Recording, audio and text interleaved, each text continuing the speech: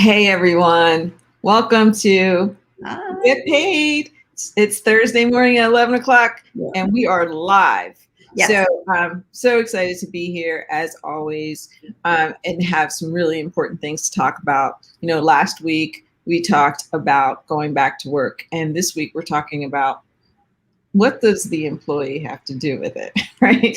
What does love have to do with it? What does the employee have to do with the return to the office? And so as we've been doing research and just talking to our clients and to colleagues, this is the big discussion on everyone's mind. What do we do? Employers have ideas of what they want to do. Employees have ideas of what they're willing to do. And how do we manage that balance? So, I am always a person who looks at data. And so I've done some research over some recent surveys in the industry. As recent as last week, these surveys are really fresh. So 66% of employees, and there were 2,500 employees in this survey that I'm referring to, 66% are worried about health and safety. Mm-hmm. And so safety being number one. And so their safety, their questions and their concerns are coming from, will my employer really maintain the health standards and the cleanliness so that I am safe? Will my colleagues follow the rules, right? How do I know that everyone is going to take this situation as seriously as I do so that I feel safe in this environment? And so when you break that information down to who actually was included in that survey and who had the concerns. So if you think 66% of all 2,500 had that concern, but then when you look at Gen Z, so these are employees who were just graduating from college and starting their career, as well as employees who are people of color. 75% of Gen Z and people of color had that concern. That is major, and that's something that needs to be addressed. So that's number one. Well, let me just add one thing to that. You just made me think of it because I've been reading some articles and you talk about safety, but the psychological safety of what your employer is going to do and what and other employees are going to do is really on people's minds, because like you said, it's like what you say our protocols are going to be and then what actually happens in the office, and sort of who is making people feel uncomfortable if they want to follow the protocols, or they, it becomes one of those things where people are afraid to be, pushed away or not included because they're following protocols that other people aren't following. I see that a lot under the heading of psychological safety. Sure, because then it could lead to bullying or made to feel less than, or being ostracized further because it means so much to you. And especially since, we know that COVID has been politicized. How does that translate into the workforce? And then to further complicate that, 62% of people who have been responded to this survey, they want their employers to mandate vaccines, which that further complicates things, because legally, can you do that? I'm not an attorney, but I'm not sure. Like, I don't know how you would do that.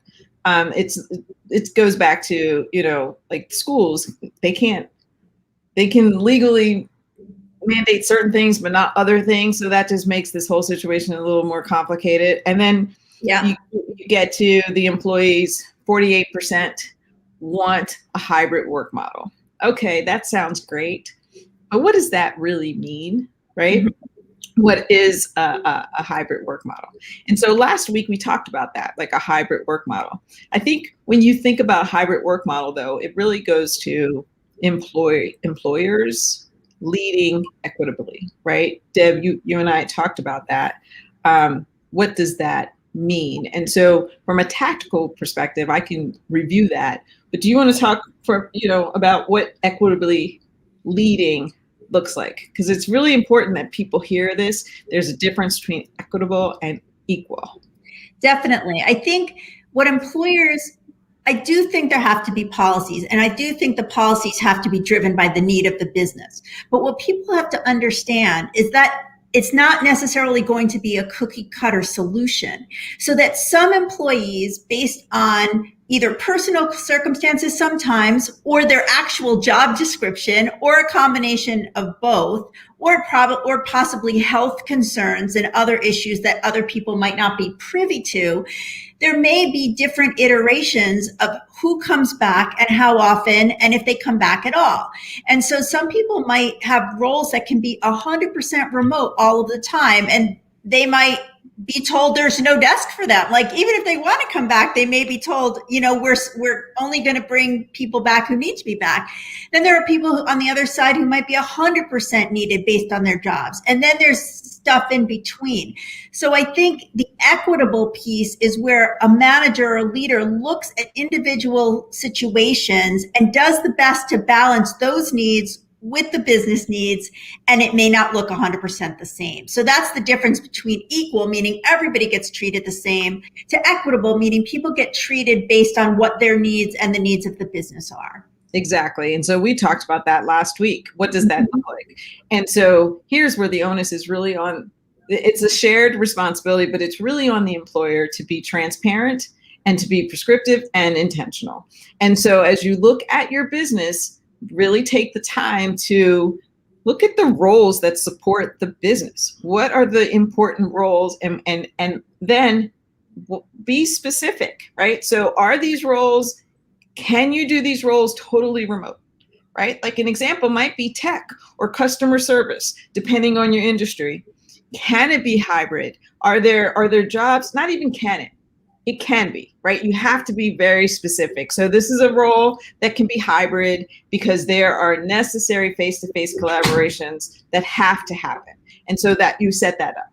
Then there is hybrid by exception. Say you have roles in your company that are so specialized and you have to have specific skills. And the only way to find people with those skills is that you have to be a little more open to hybrid, right? So it's hybrid by exception. It's not, but in order to find those people. And then there are those roles. They're just going to be those roles that are 100% on site. And so that's the employer's responsibility, to be very clear in defining those roles so that you understand this is the scenario. And so for my business, this is what needs to happen. And that's when equity comes, the equitable distribution of responsibilities comes in. There are roles, but here's what it takes to do the roles. Yep. And also to understand that in some companies, depending on what their business is, if they're serving the public in a way that the bulk of their business is customer facing, literally, then everybody may need to come back to support the entire business, even if some of those roles could be done hybrid or remotely. The company may decide that, listen, we need our entire staff to role model what it takes to meet that customer face to face. You never know. You never know. But I also think that the other responsibility that we talked about was on the employee. Understanding if your employer is being very clear about what the roles and responsibilities are. If you are a person who has a job that is 100% on site, you are a person who has a job that's 100% on site. And so anyone else who's doing that job would be 100% on site.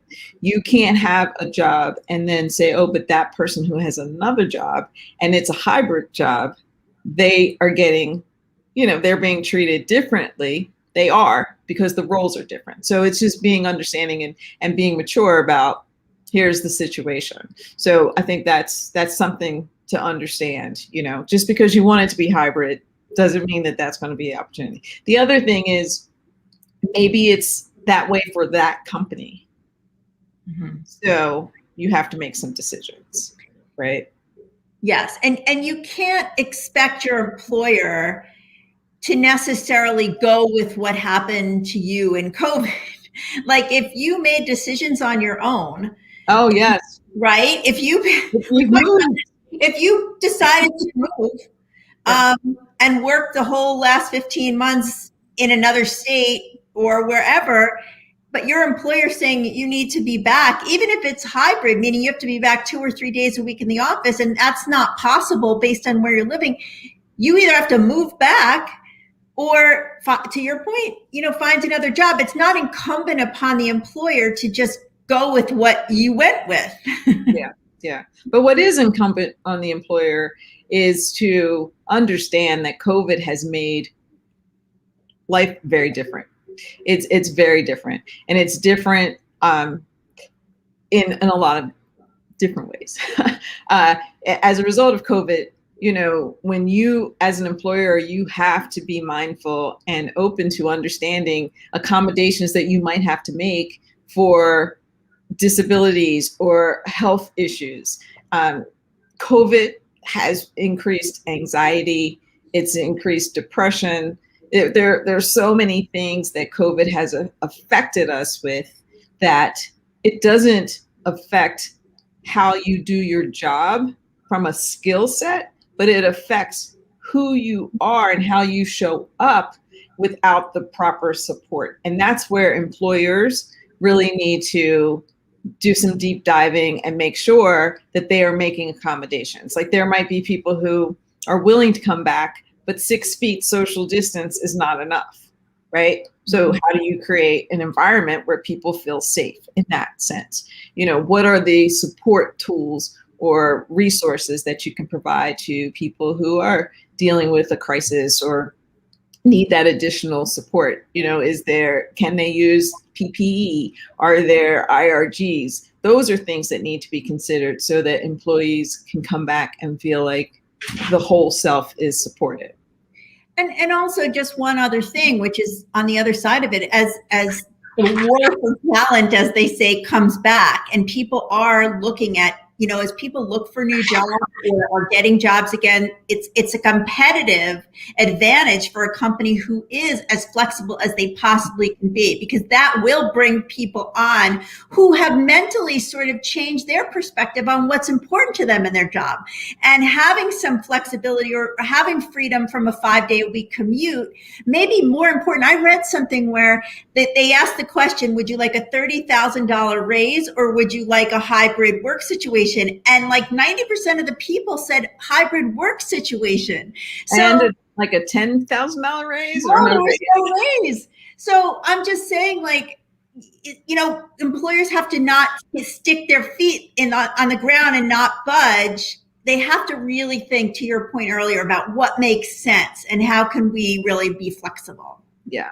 Now, we've talked about what the employer needs to do, what the employee needs to do, concerns, but there are upsides, right? There are upsides to going back to the office. So, some of them are live social interaction. How about that, right?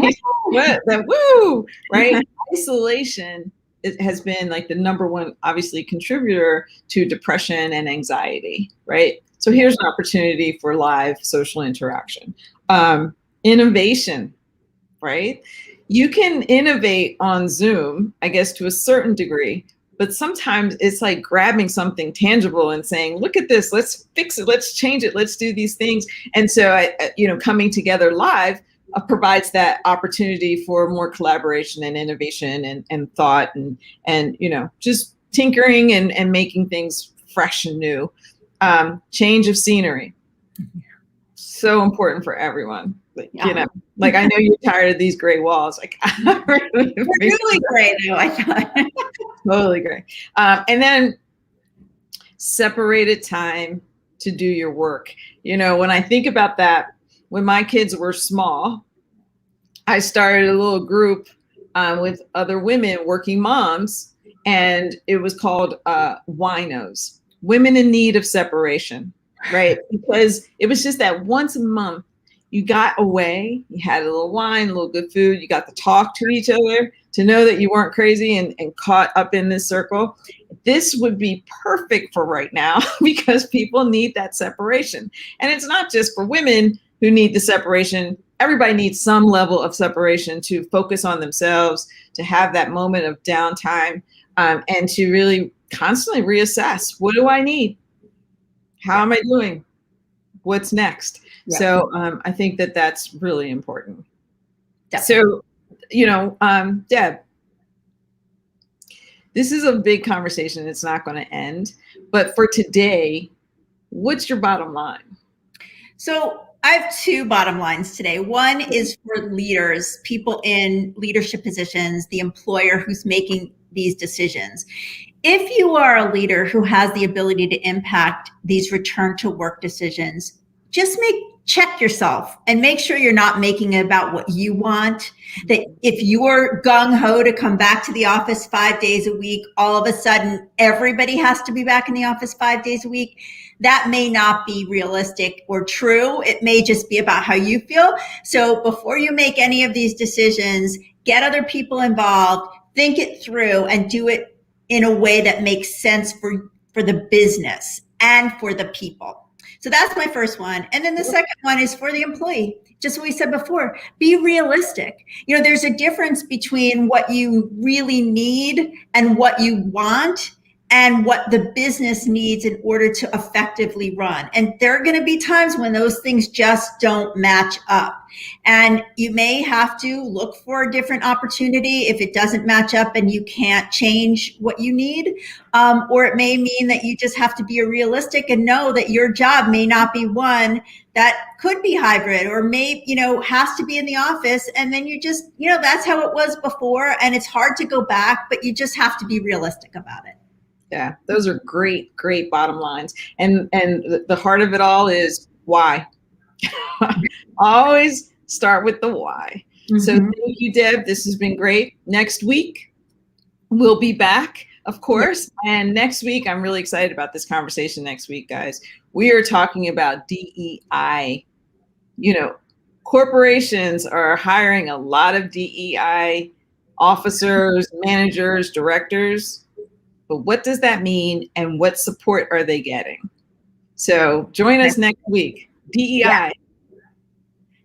Bye, everyone. Have a great week, everyone. And we'll see you next week, next Thursday, 11 o'clock, same place, same time.